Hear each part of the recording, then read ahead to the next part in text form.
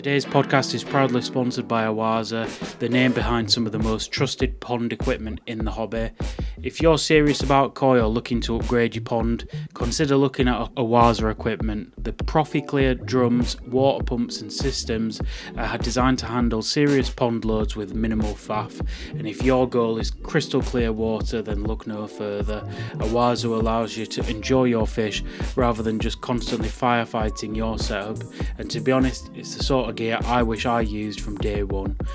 Big thanks to Awaza for supporting this podcast and for supporting ponds across the UK with gear that just works. And welcome back to the Koi Perspective podcast. I'm delighted to say we've got Dave and Simon back, and Will, who you've seen on some recent podcasts.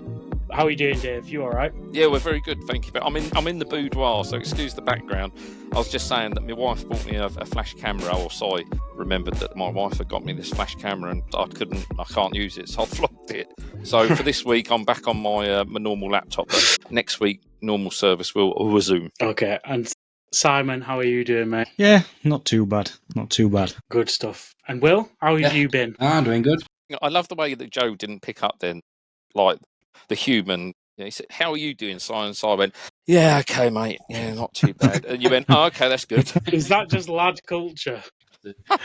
That's just your cold.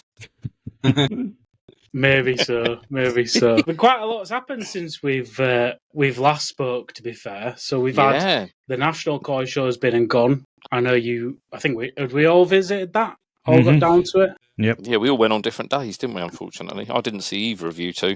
But did you see each other? Oh, hang on, we've missed Will. You was introducing Will. I'm good. I'm sound. Everyone, this is Will. So a lot's happened since we last spoke, isn't it? So we've had the National Koi Show. I think all four of us have been down to the National, haven't we? Yep. What did you have a good time? I enjoyed it. There was a lot of eggs.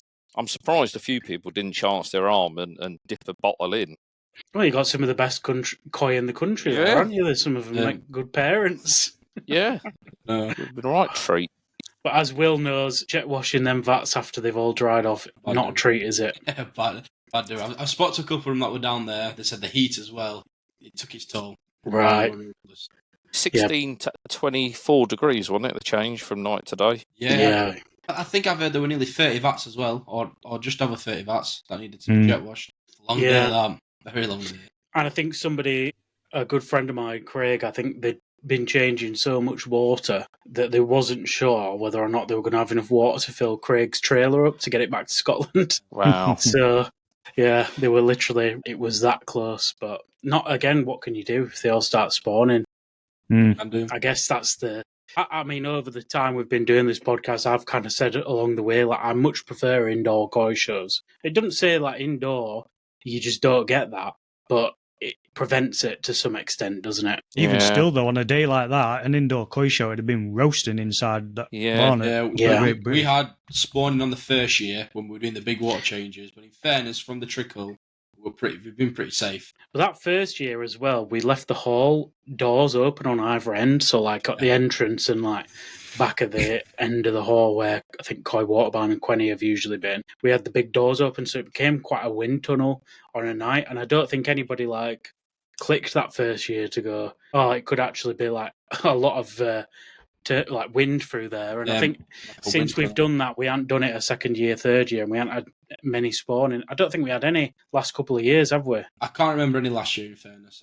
I think no. Have you boys done the All England down this way? No. See, that's nice because that stays cool in that hall. Yeah. It's been last time I went to that was quite a few years ago. I'd probably say. Yeah, it was a bit down last year. I'm hoping it's back up again this year. COVID year was brilliant. I'd say that's the best koi show of all of them that I've ever been to, the COVID year, because there was such a buzz because everybody was just quite happy to get out without a mask on. But yeah, everyone was there.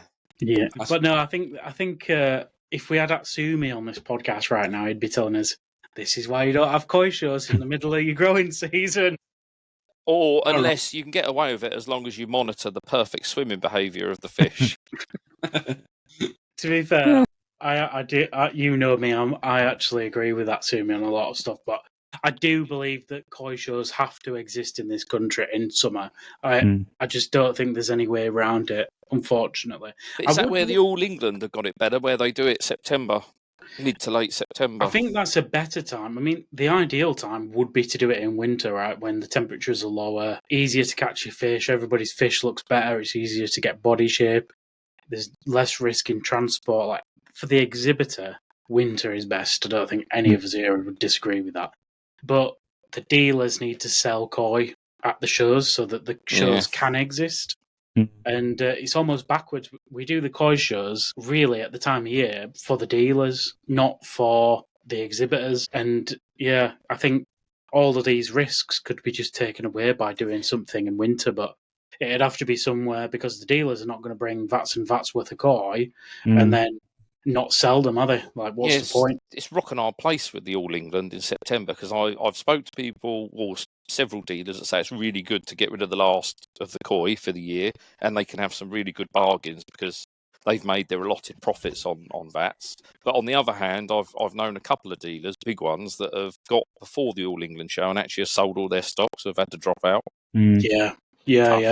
Thing is, though, I mean, we as Brits, we're not going to turn up to National and pissing it down right now. No, can you imagine that? It'd be awful, wouldn't it? Yeah. I know when I was a hobbyist, I remember there were one year where it was raining. It was kind of like, hang on. Nah. You remember when you was a hobbyist? But the thing is, for me, it was only a short window. Like, I got into the trade pretty quickly. But back when I was getting into the hobby, that's probably what I should have said. Back when I was getting into the hobby, I remember there was a time where I was like, "Shall we go to koi show this weekend?" Like, nah, it's raining. Like, it's a conversation that does happen. You're right. Yeah, definitely. Especially like I say with the outdoor ones. That's where All England again has the advantage that it is in that lovely conference centre. Yeah, it's nice down there. Where do you guys ever see us doing a winter koi show or not? I mean, it's really hard to imagine that kind of idea happening these days. I know of a great online one. That's a good segue, but we'll come on to it in a bit. I don't know, like, as a hobbyist, would I pay money to per fish to enter in a winter koi show? I think I would do it. Nah, mine are covered up. Once that temperature gets too low, they get covered up and that's it. Leave them alone.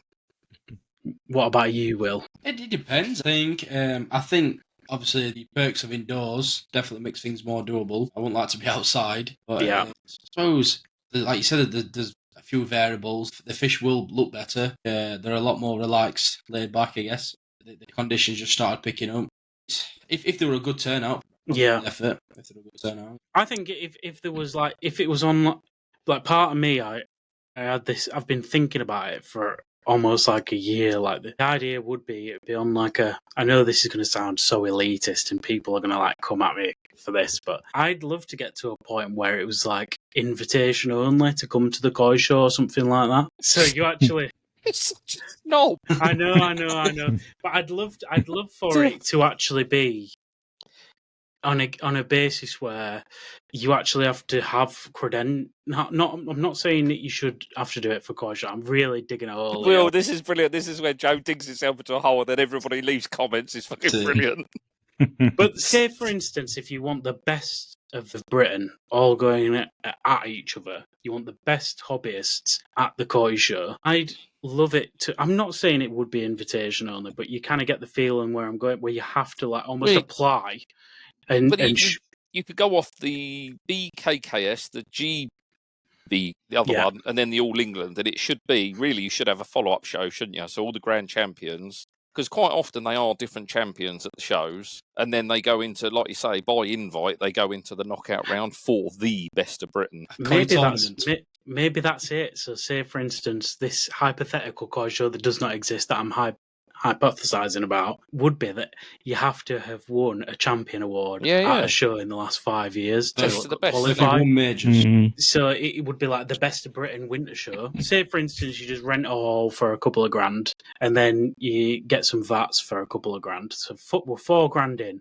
And then you said to the hobbyist, right, it's 50 quid per fish to enter, but it's the best of Britain. And there's no trade stands there. I've got a feeling there'd be an appetite for that from some individuals in winter, because, and I don't know. I can see it happening. I think we all talk about winter shows as though they're just, nah, it'll never work. It'll never work. I could actually see something happening. It wouldn't be like all Japan standard. There wouldn't be as many VATs as what you get at the national.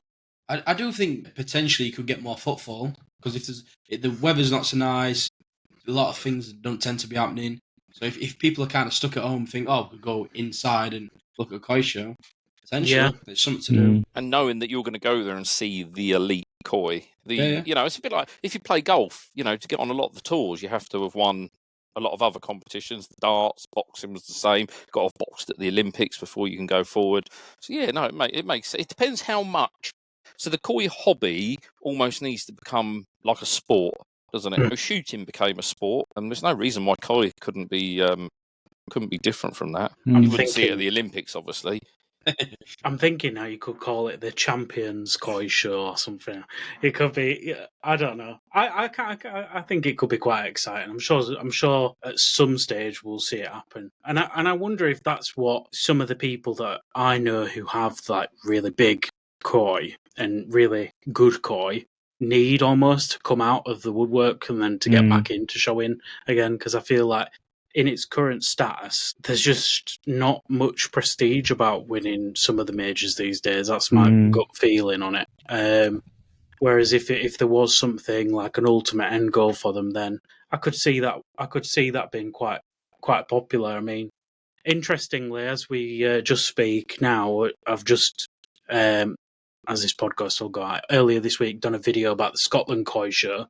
So there were only 60 koi there this weekend. Really, really tiny koi show in comparison. It looked cool though. It looked like a good show. It was really awesome. So 15 to 20,000 people through the gate, and they'd really politely asked me to come and photograph the fish, and I love going up there to do that. I've done it 2 years in a row now. And your photos were this worth adding, Joe. Your photos were very good. I appreciate that. But as I was photographing all the fish and stood around the vats and stuff, all I would hear all day was, wow, I've never seen fish like that before. And, oh, that's crazy. I didn't know they could get that big. All the things we used to say right at the start of the hobby. And I was speaking to someone and I'll keep him anonymous because I don't know if he'll want me saying it, but I was speaking to somebody there and I said, we should do more like this because it's such a good advertisement for the hobby that these thousands of people are seeing fish like this.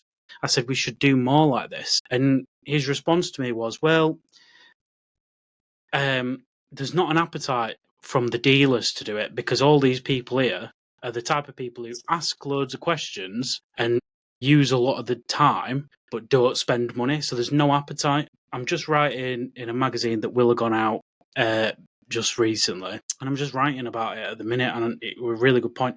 But if we don't do stuff like this, like, I wonder what the percentage of people who go to the National, for example, 2 months later go to the Great British Koi Show, because I think there's a very tight niche of about 5,000 to 6,000 people that just travel the country going to koi shows. And if we don't broaden that ever, how does it grow? Yeah, because rightly or wrongly, that's how I started my dad's pond, and it was your World of Waters or World of Slaughter, whatever they're called, Maidenhead Aquatics. But all of those are very quickly closing because they're such big, locations. I mean, World of Water down by me is massive, and they do everything, but it's very expensive. So as they're closing, you are losing that. I mean, look at Koi Water Bar, look at Shosha. They're in garden centres, aren't they?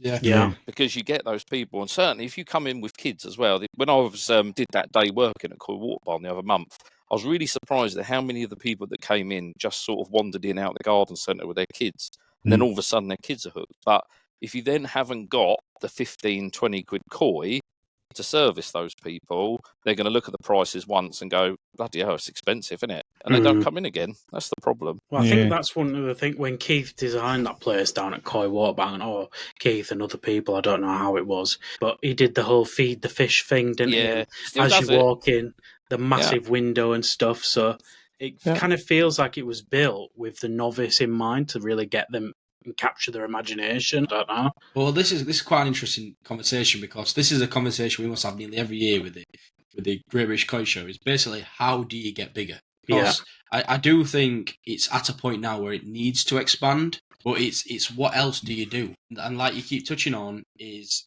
in order to get more people involved and like novices, there's got to be something else there for them, or like you said, like the kids, or like if the husband's interested, something for the wife and the kids, or vice versa. You've got to expand in that way, and it's like what else could you expand into?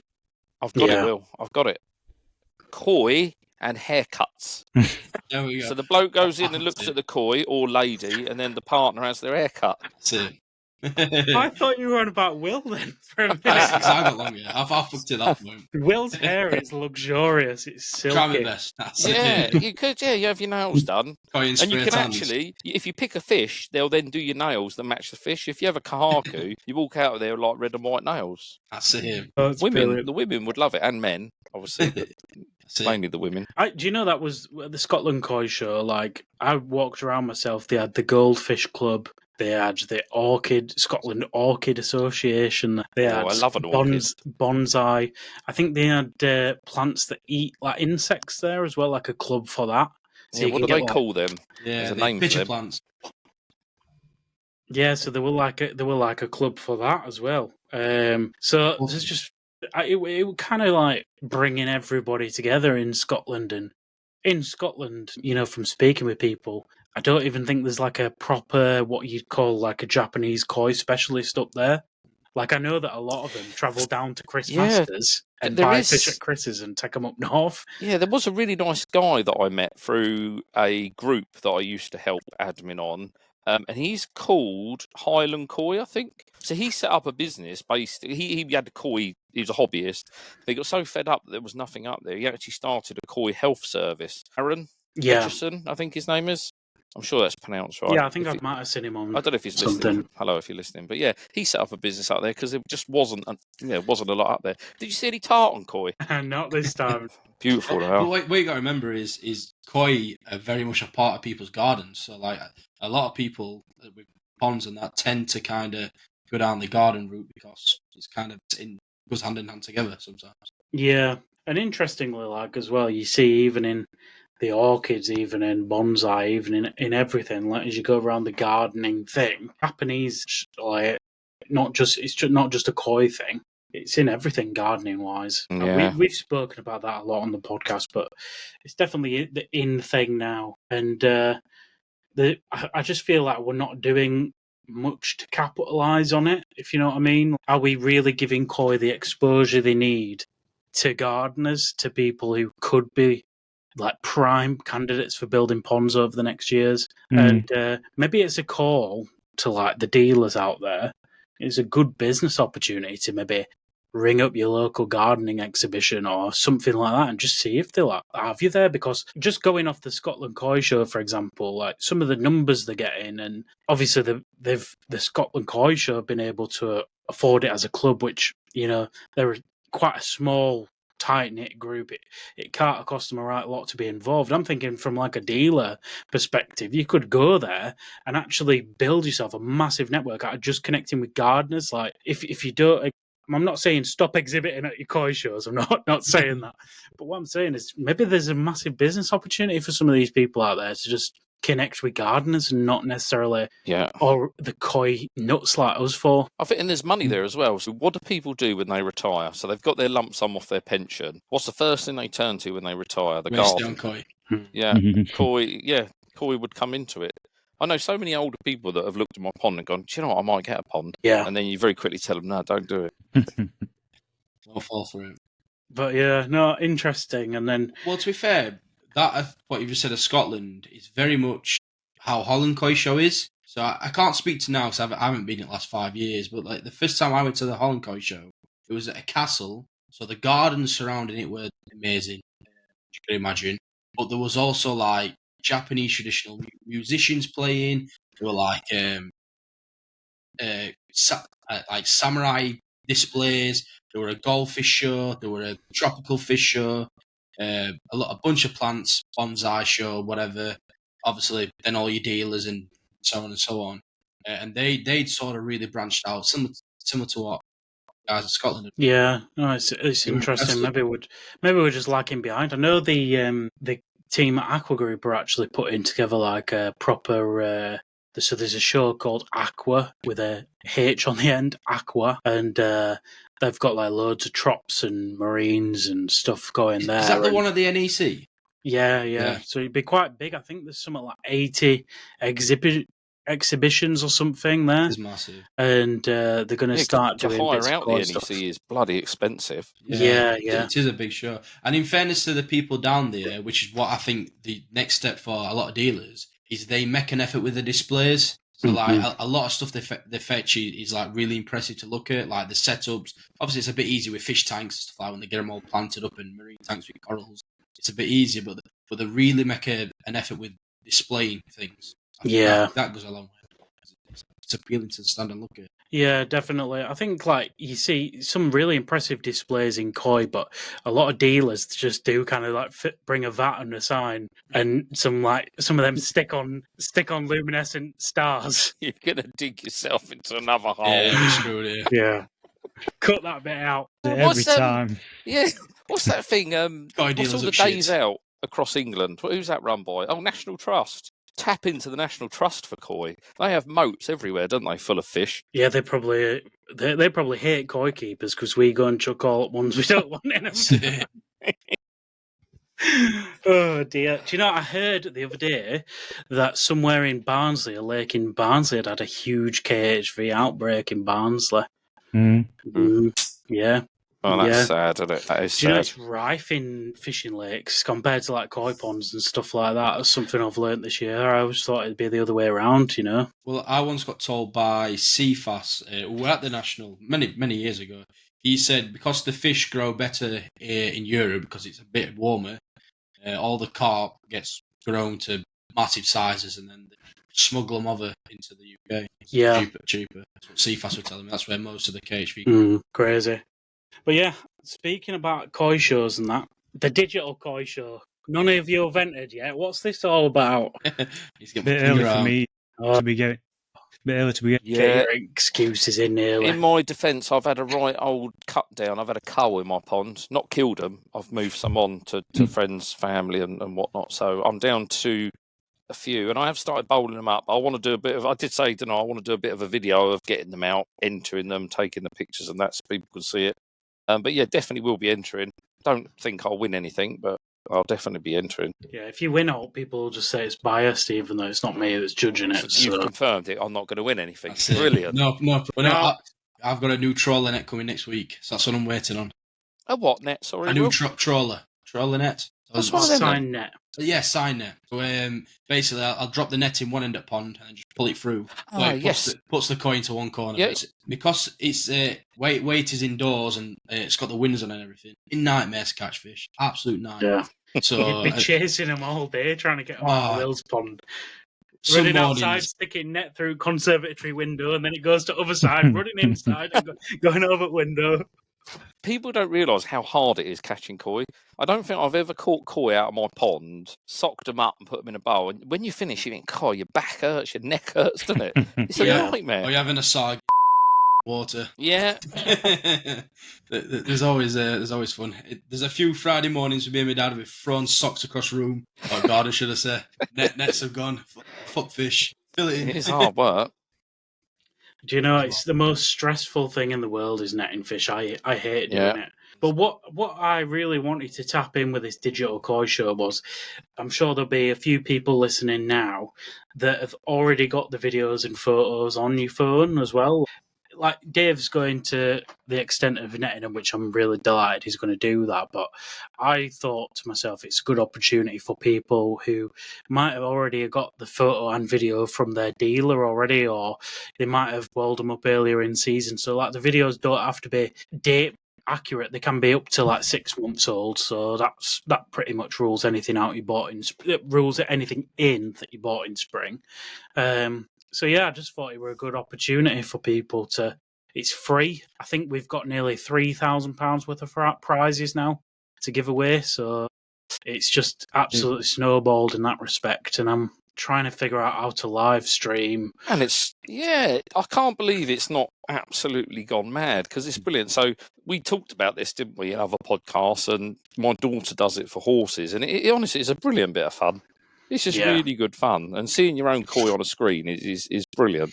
So just to touch on as well, you're on about dealers' videos and everything. So fish in Japan, can they be entered? I don't know if people's no, they have to be in England, so they can't be like Azakari. But if you bought them in Japan from like an auction or something like that, that can be submitted. Yeah, but you just need to prove. You just need to prove that it's in England, basically. So a picture of it in pond or whatever is sufficient. But with a bucket and spade and an ice cream. That's it. I think it's good because it's just something different, just a different angle to the hobby that's not around at the minute, isn't it? Yeah. Do you know though? And if you're shy, if you're anxious, if you don't want to be around big groups of people, because a lot of people don't, do they? You don't want the expense of having to get oxygen and things like that. You can do it from your own garden or your own whatever. And people just aren't keen on the idea of bagging and boxing the fish and travelling them up and down country, are they? No. People that's of an older generation who can't lift as well. It's easy for them. Well, I would say we're about a month in. We've got probably about a month left for your entries to come in. And I can't believe we're nearly at the end of summer. I know, but basically, guys, I'm nearly halfway full, I'd say, of entries. So if anybody out there is still interested in like participating, I'd not leave it too late because I've got to find the balance. I can't have hundreds and hundreds and hundreds of fish because then when they come to judge it, I'll be taking up more than like half a day because I've also got to translate somewhat in broken English and I've got to organise a team call and not take up all the day. So it's got to stay manageable to some extent.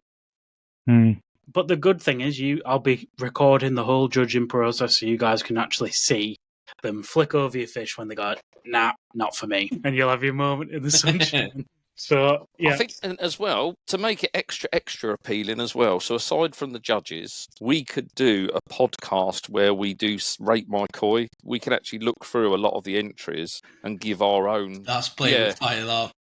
It'd be bloody brilliant, wouldn't it? Yeah, I'd be up for that. Because then, like me, I'm not an expert. I wouldn't look. I would look, what does it look nice? Is the pattern nice? And actually, we could get different perspectives of people's koi. So if you don't win through the main judges, actually, you could get some credit on the podcast. Yeah, and I'm planning that'd be cool. All the submissions as well. Like I know it's only little things, but I'm going to do like a little featurette in the magazine every month after the show, so leading up to the next time we do it. With 1 month, I'll pick out a fish and like properly dissect it on an article, for example, and like go through the fish and give it like an honourable mention. So there'll be there's loads of for you, Joe. There's loads of content out the back of it, and I'm probably need some really good sponsors on board as well, isn't there? Some really good prizes. And it was at this moment that Will decided the sun was in his eyes. My internet all went down, and essentially this is a bloopers reel, but Dave gets really annoyed when I remove these bits. So I guess enjoy, kind of. I don't know. Let me know if I should keep these bloopery bits in or if I should take them out. Let me just close his blind. I'm getting blinded. Hang on, William, where the hell are you to get sun? Oh, Will, every time I see him, do you know who he reminds me of? I don't know. Let me think on that for a minute. Is it a celebrity? We're back. Possibly. It's a blast from the past. It just improved. Got some nice built-in cupboards there, hasn't he, Will? Give us a clue. Hat on backwards. Give us a clue. Would I know it? Is it old? You should do. I don't know how to. Wait till he comes back and puts his cap on. Better not be out too bad. No. He reminds me, there's an Irish guy that sings and he says, what's his slogan? Follow me, I'm delicious. Have you seen him? Garen Jones. I think he's called it. He's absolutely brilliant. He does videos. Follow me, I'm delicious. And he looks like Will. Or Will looks like him. What sort of cap do you think he's going to come down with? Oh, I said a baseball cap. Yeah, what's it going to have on it? What colour do we think it's going to be? Blue. I'm going to say grey or black, given that everything in his room, unless we're watching him in monochrome. I hope it's a black one. Black. Oh, it's grey. Hey. Not bad. Who does he look like? Is it a wrestler? We're back. Is it a wrestler? No. Well, we're playing, like, put Will in a baseball cap and guess who he looks like. Apparently. I'll put you out of your miseries, and Joe might be a bit too young to to get it, but you probably know it, Dave. Will possibly, man. I'm not sure how old Will is, but I've had a rough childhood. can you remember Jay and Silent Bob Strike Back? No. Oh my god! You don't know Jay and Silent Bob? No. Oh my god! So Silent Bob. Will's I'm googling it. Jay. Other search engines available. I can't Silent believe you Bob. don't know Jay and Silent Bob. I'll have to Google it myself now. Right, I get it now. I guess. What is it called? Jane Silent Bob? Hey, it's not far So off. funny. There's a pair of stoners. Oh my god, I do remember them. I do. Yeah, I so don't know if for Joe's the dropping digital it on. koi show, it is me. I don't know if there's a delay on me now.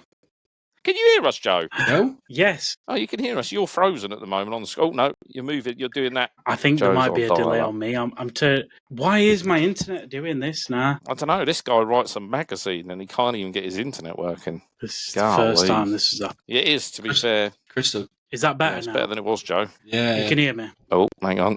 Can I hear you? Still looks like a potato on my end. I think there might be a Just turn delay that though. Can you? Fuck all to do with the internet. Okay, It were can you hear me perfect. now? Hear me can hear now. We Can can hear hear you. you. Oh, wait. Yeah, there's like a 3-second delay, I think. So as we're speaking about the digital koi show, the prizes I can announce. We've got £500 livestock voucher from Azakari Koi through his participating retailers, so you can basically go and get 500 quid off any livestock. Grand Champion B, which is non-go Grand Champion B, which is essentially like non-go best non-go Sankey, is Shosha Koi with £200 livestock giveaway. Ooh. Yeah. Superior Champion, which is highest outside of the two, is 3-tier Baki from Burton's, usually like 495. That's a good prize, that, isn't it? For Mature- yeah, that is good. Mature Champion is a bag of pure white Sake Karu, which is like 135 quid usually to buy. That's clear water It cup, sounds like you're selling drugs to me. pure white. Young Champion is a £200 livestock from Aqua Group. And then Baby Champion, we've got 2 big tubs of premium koi food from Cuttlebrook. And then Jumbo Champion, there's a couple of big bags of Detox from Complete Detox. And then, oh, bollocks, let me get it up. Joe, you said bollocks. 1 sec. Is that what you win? I'm going to cut that bit out. And then, Why do you cut all best bits out, Joe? I know. Why do you cut all the best bits out, Joe? You're really, you're like, I don't know, you're really conservative. Is that what? Best Kahaku gets 150 quid website voucher for like CWD, so pipe fittings, bits and... Best Sankey is from Koi Masters, and he's TBC on what prize it is. Best Shower is £100 livestock from Satomi. Best Utsuri Mono is Aqua Aeration, TBC prize. £100 livestock voucher for Best Koromo or Goshki from Niwa Nishikigoi. Another big 2 tubs of premium koi food for Best Hikari Moyo from Cuttlebrook. And Gatwick's doing King Inrin A, so Best King Inrin in Go Sankey. And just confirming on prize. So that's just only the bits I can confirm right now, but to say it's first year, I'm dead pleased with that. So if you've got fish you want That's to really enter, good. now's your chance. Because I reckon so far... Loads of good prizes to aim for, isn't there? So, Yeah. Joe, can you give us a heads up of what you've not had many entries into? Because I'll base what I enter around that. Do you know, like, you'd think it were Hikari Moyo, but I've actually had some good entries for that so far, so...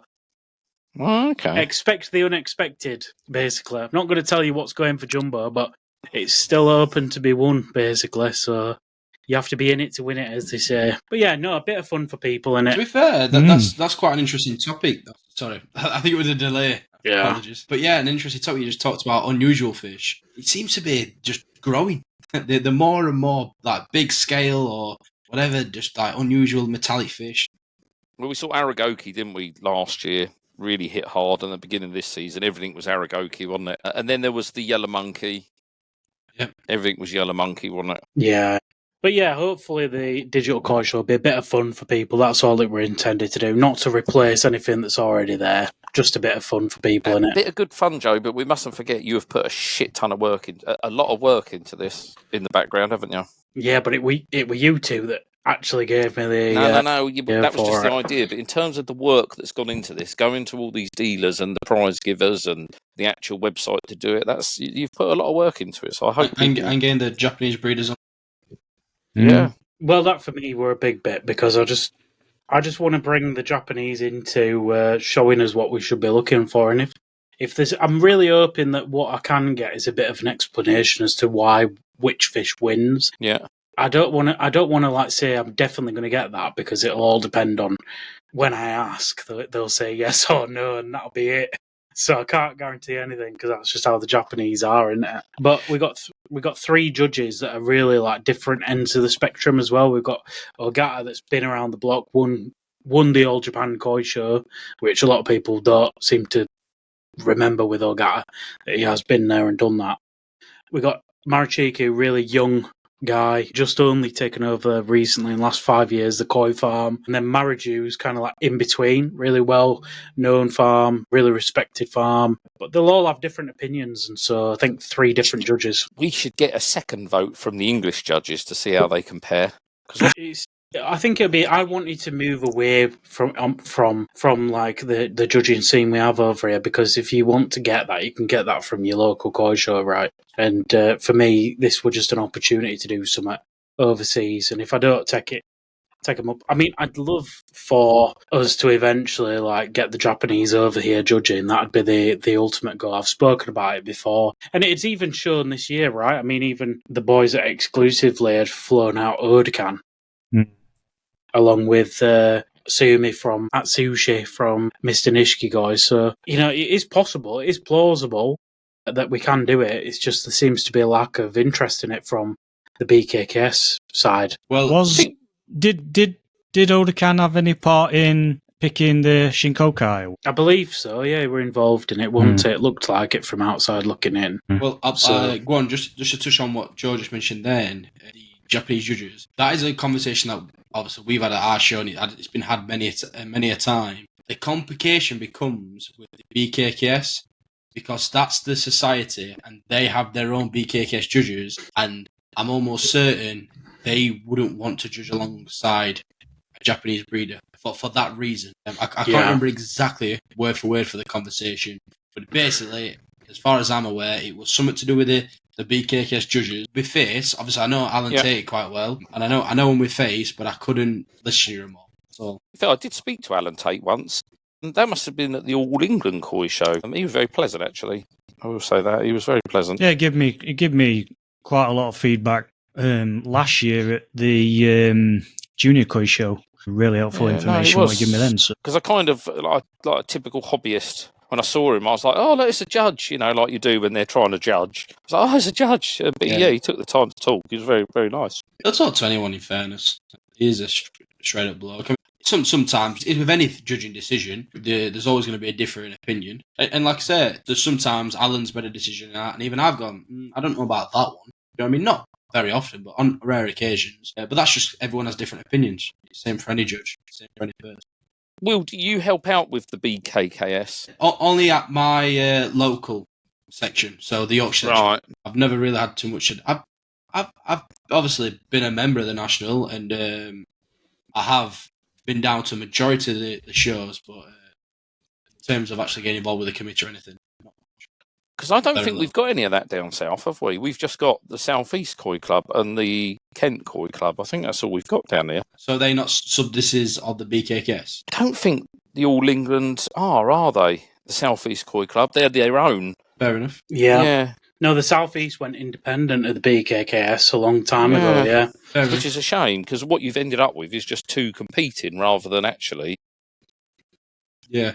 But this goes back to, like, ultimately the discussion we had a long time ago, and I had a big falling out with Jasmine over it, historically, is just like, what do we actually get out of being part of the BKKS, like, as hobbyists? And I know that it's, like, a touchy subject, but it just seems to me like the actual like committee side of it seems just in absolute total disarray. Like, I don't know a better way to put it other than they're having emergency meetings, the chairman's having to stay on beyond what he wants to do, and all this talk of like potentially there being no national koi show next year, and then people are telling me, oh no, it'll definitely happen, this, that and the other. And do you know what? It's just unbelievable. Diversifying and fresh blood. That's what I think. Having seen my local clubs, and no disrespect, but I mean, the Kent Club is meant to be absolutely brilliant. I think it's a South Kent Club, so they do a lot of visits locally, and they do loads of stuff. Seems like a really good club.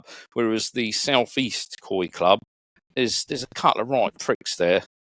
And it just, a lot of people have said that they've left because people were quite old fashioned in their way and very straight. When actually it needs to be a bit more lenient now. Everybody's a bit more relaxed since COVID. Chill out a bit, diversify, do some new stuff. Well, I can't comment too much for the national. Like I said, I've not had much involvement with it, so I couldn't comment too much. But for our club, especially the Yorkshire section, I'd like to think we're quite inclusive. It's not cliquey. If anybody wanted to come, they can come down. Anybody can join. And I do think there is lots of benefits with a club.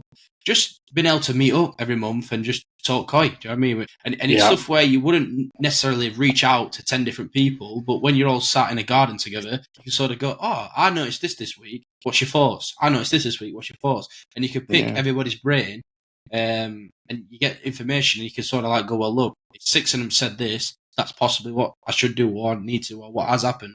And I think just having that variety of knowledge and experiences is quite beneficial, especially as koi keepers.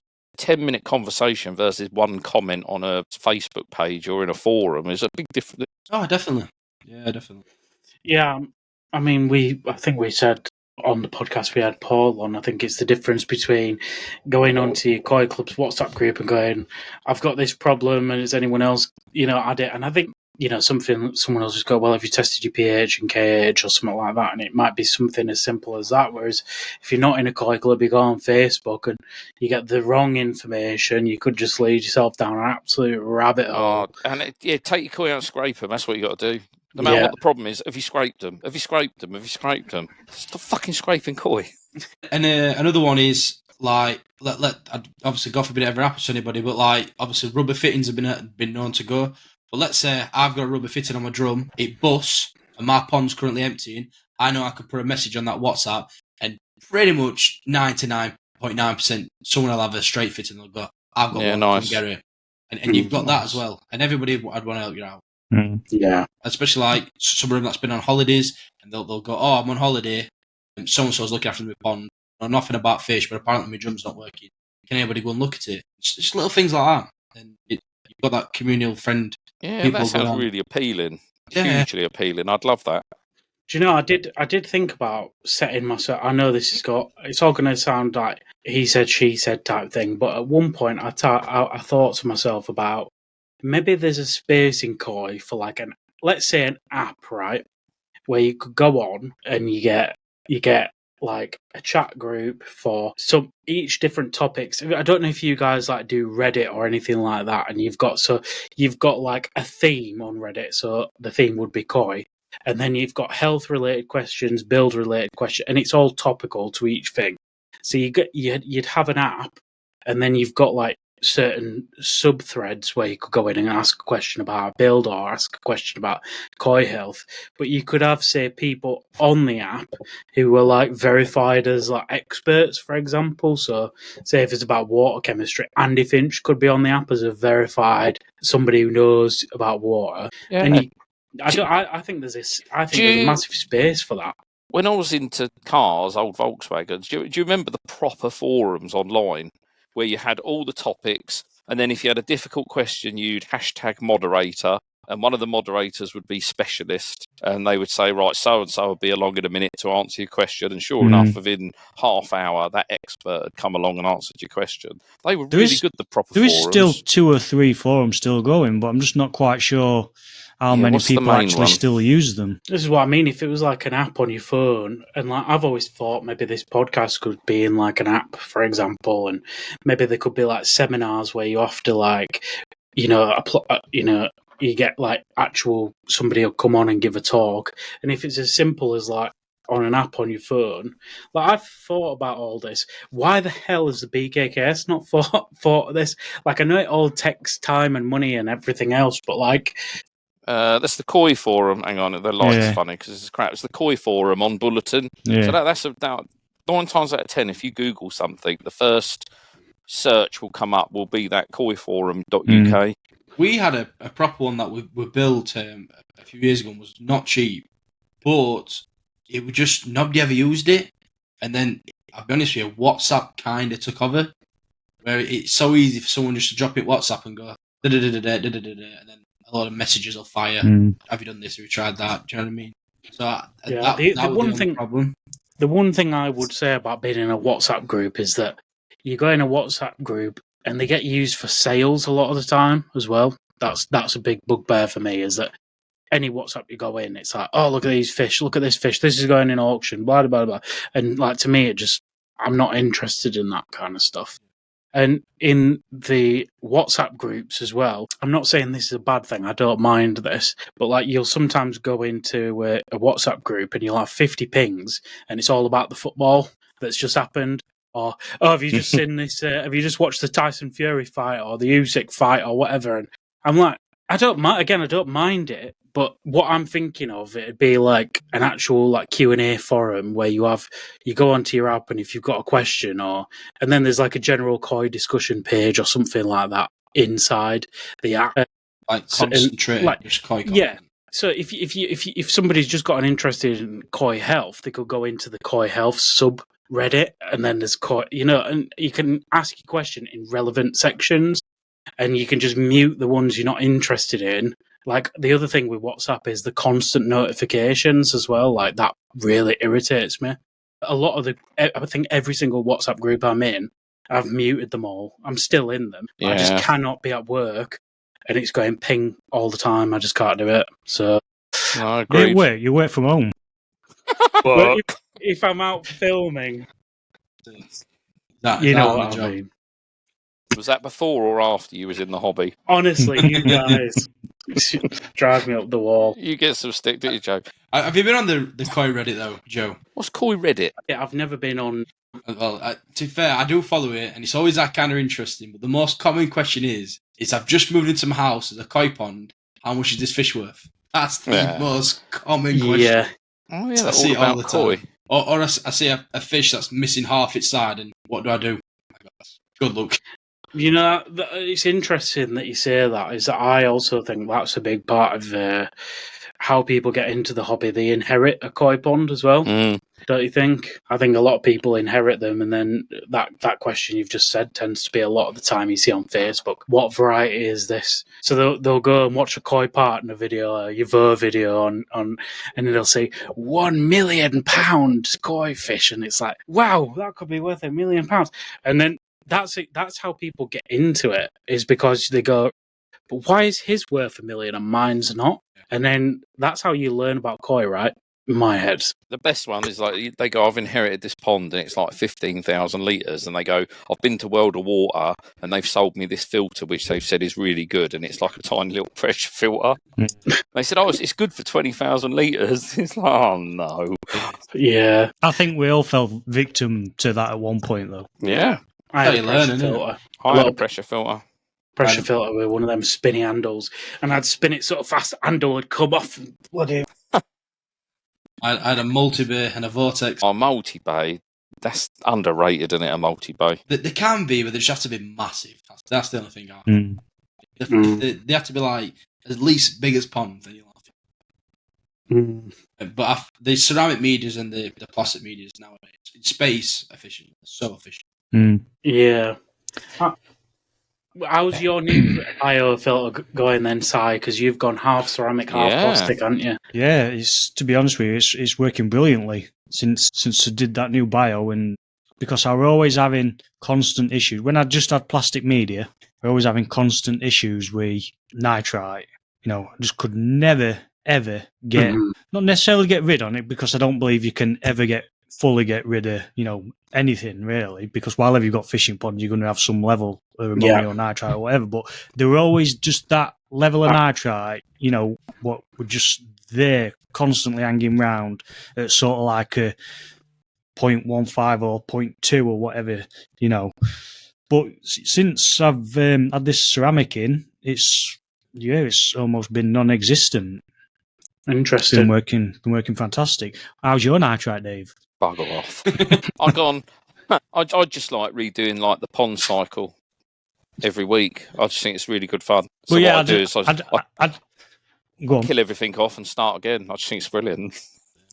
Well, yeah, I just think it's one major drawback with plastic media in general. It's brilliant for ammonia, but for nitrite it can be an absolute bugger. And then put it in the ever popular combi, because the last couple of years I've seen combis take off. If I could go back and do it again, it would be separate drum and separate bio every day of the week. Combis have got their place, but when you're on a 14,000 litre pond, it's just not enough room. Unless you've got a mahoosive combi. I mean, my position is I'm going to have to add another bio unit to the side and run 2 pumps, which is really frustrating. I think if you've got a pond where you need that, a sizable pond where you need that flow and you need that bio conversion, from if you've got a lot of fish or you're feeding heavy, I just think you've got to have a separate unit. I just think it's the best way to get the most efficient bioconversion out of your system. I've seen a few ponds recently. So we've just done a video on Craig Caldwell's on the Scotland Koi show that's just gone live this week when this podcast goes out. So he's on a 900-gallon system, right? And he's feeding 1.2 kilograms a day in a 900-gallon system. But his biochamber makes up it looks a similar size to his pond. Like, I'm not joking. Like his biochamber, and then he's got a shower over it. But also to combat it, he does per week a 200% water change per week, 1,800 gallons per week water change, which is all right for him because he's not on a meter and he'll openly admit that. I won't ever give his address out because then they'll find the leak that's on that road, and he might be in a spot above it. But say, for instance, like Will's biochamber, I've seen Will's biochamber as well, and it's bloody massive. It's good. It's good because, I mean, if you're changing water like that, the fish are in a constant like clean environment. They're not living in all them organics, so they just want to feed and feed and feed all the time. And to be fair, I think big trickles are also quite important for growing koi. Now, I don't know how true it is, but I've spoke to many people and they all talk about it. Apparently, carp or koi, they release a hormone that can potentially suppress other fish. It sort of limits the environment so that they don't outcompete each other. Yeah. Like I say, I'm not a specialist. I don't know for sure, but that's just... It's another thing that the detox products on the market say that they get rid of.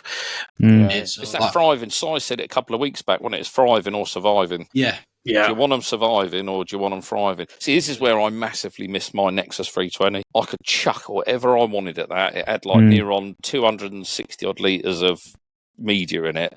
Honestly, I never had problems with nitrite.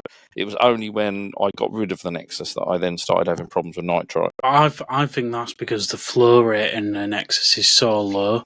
I think that helps the plastic media. And the other thing as well is I think if you have a biochamber big enough, probably, and you've got enough media rammed in there that eventually you get to like a break point where you go, right, that's going to start dealing with nitrite now. Whereas probably in size case, the biochamber would have been too big to get to that point. And is it just easier to do what size done and have your ceramic first and then your plastic media? The reason you've done that, and I've spoke about that before, is you should have your flow going through the ceramic and then the flow of the plastic after, because plastic media crashing together, you do get crud coming off the plastic media, so the flow has to pull that to the pond. You can't pull it through ceramic media, and you've got to keep the ceramic media aerated. Looking at how quick your ceramics matured as well, it's matured really fast, hasn't it? It does, yeah. So I've not seen this, so I'm quite interested. Have you got a partition between your... Fucking hell, you don't even watch your videos, Si. Sorry. I don't watch many, to be fair. Do you even know who we are? So my biochambers, I'd say I can't remember what it is now, but off the top of my head, I think it holds near enough about 600 litres of water empty. And basically what I've done is put like a divider in it. The bigger side is for the fluidized K1, and then the smaller section has got suspended mountain tree lotus root in it. Right. But yeah, it seems to be working really well. It's matured really, really fast. And it's worth saying the lotus root gets real like bad press on the internet, and I'm not going to come on here and say use it in a backy shower and chuck 30,000 litres over the top of it. That's not what I'm going to say. I think that media is for the use, exactly what size using it for now. That is my honest to God truth, because you see it in China. All the videos I've seen of it in China, it is suspended in the water using the hook things in underwater. It's not in a shower format.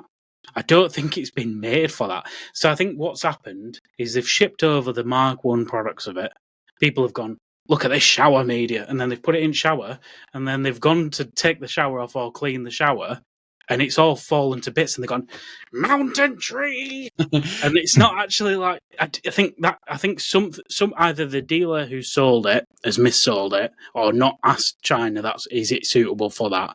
There's somewhere along the way it's got, like, there's a miscommunication, and I think this new product that they've designed might be better. I don't know, I haven't tested it, and I don't know anybody who's tested it in a shower, but they're saying it's better for showers.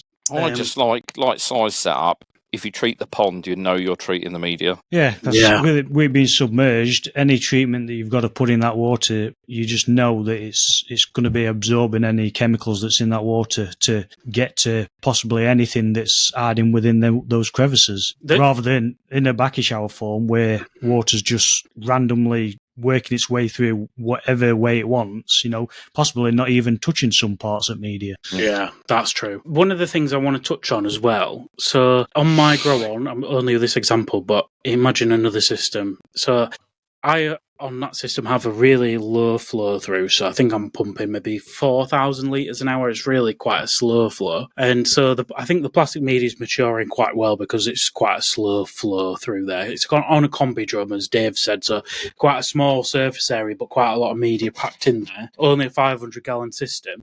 But to make up for the lack of flow in the system, I've fitted the aquaeration bar along the full back end of the pond, and I've got probably 50 litres of air going through there. And I can tell you there's flow in that pond from the aeration alone. So is pump flow overrated? What do you mean, flow in the pond itself? No, as in pump.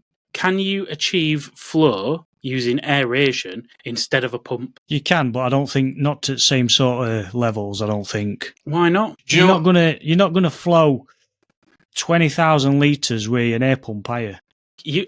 I've seen people. So in Germany, say for instance, you've got your bottom drain, right? It comes a lot. So your bottom drain is here. It comes down 90, and then it just above. Have you seen the airflow? That they've done? So they'll have a T-piece and they'll have air stones in the bottom, and the air will be like flowing up really fast, and actually it sucks the water through the up pipe. Yeah, so you're talking about an uplift. Yeah, you're talking about an uplift, aren't you? If an airlift is possible, why is using an air bar not possible to create flow in a pond?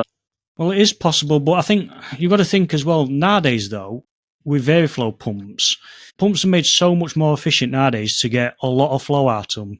You're probably going to get a lot more flow out of a Veriflow pump than you will of an air pump of a similar wattage. And there's no pressure. You can't put an airflow under no pressure. No. Yeah, that's the thing, isn't it? It's with an uplift or airlift, it's got several factors, so it's already got flowing water. Same as the Venturi. The Venturi works where it goes through a narrow section and it increases the flow, and then the air is added to it. If you just say took a pipe and put air in it, and we know this because I've cocked it up recently, it doesn't work like that. So with the upflow system, because Cuttlebrook, when you speak to Mark, a lot of his filters now are just upflow filters. He runs everything off of upflow. There's a new member in our club, and he's currently trialling a few different bits on his pond. And I need to go back and read it, but he was trialling a few different airlifts. I'm not too sure what he's doing, but he's trying a few different bits. My argument is, right, if I wanted to achieve flow in my pond, I'd have to increase the flow through my biochamber, and I just don't think that's efficient. So the air bar in my pond, I can physically see it on the surface where we're all spending a lot of time.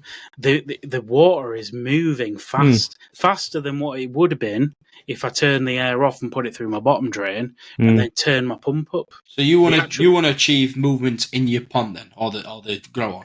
Is that what you're trying to achieve? Yeah, I want to increase flow, and my argument is having my air bar on with quite a lot of air going through it, and it's a full width, so it spans the full width of the pond. And I've seen it at Ogata's place in Japan. I hate to be that guy in Japan, but on both ends, opposite ends of the ponds, they've got air bars down both sides, and it's creating this flow. So like it meets in the middle, and you can physically see the fish swimming against it as well. And we all know fish love flow, right? I'm not saying you can't, because obviously I can see it flow in my pond from my air bar. So I know that you get good flow from air. But is it? I mean, obviously I've not done anything with myself, but is there a great resistance to it then? Can you see them swimming against it? I can. It's only 500 gallons, so it's hard to say. But I would say since that air bar's been on, I love the swimming activity in that pond.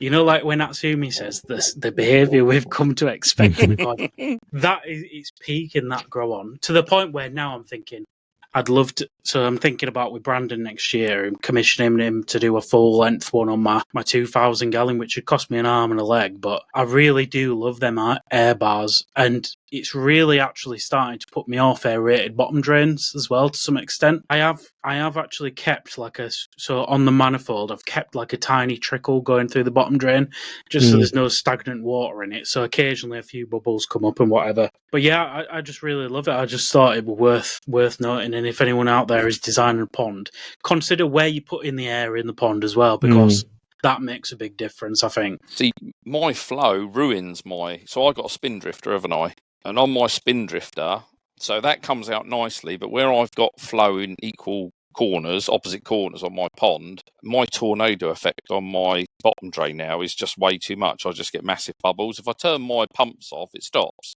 But again, I would never use, personally, I've got the spin drift and I would never use it again. I would So did you see a difference on your pond floor when you went from aerated bottom drain to bar? One thing I did notice, which I ended up having to lift my air bar up quite a bit, because what I noticed were when I first put it in, it was quite low down, it was quite near the bottom of the pond. And what was happening is obviously air's coming up and displacing water. Obviously it draws an undercurrent on bottom of your pond. And what was happening is as it were drawing air up, it was pulling waste back towards air bar. So waste had just sit underneath air bar. Yeah. In my grow on, I have to have an air stone underneath my backy shower because it does exactly the same. Where it goes in, it creates like a rip curl almost, and I end up with shit underneath my shower. So I have to have a bar underneath that. Yeah. You do definitely see it on my pond, my grow on with the air bar, especially if you use clay products or whatever. Well, we have waffled on there for, I think, if I combine all the times my internet's dropped out, at least over a good hour and 15. So I appreciate our chinwags though, Joe. It's nice. Yeah, no, I do as well. But we all have lives and we've all got things to be doing, so it's hard to get all four of us in a room at one time. So I appreciate you guys giving your evenings up. And we've spoken about quite a few things today, but go and check out the Digital Koi Show if you want. It's just www.koiperspective.com/Digital Koi Show, all one word.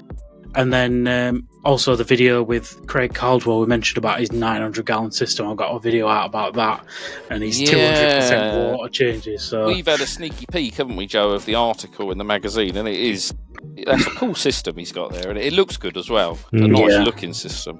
Yeah, definitely worth a read, that. When this podcast comes out, it's live, so I'll put a little link in the bio so you can go and check it out. And we'll see you all next week on the Koi Perspective podcast. Thanks everyone for joining me, and we'll see you next week. See you later.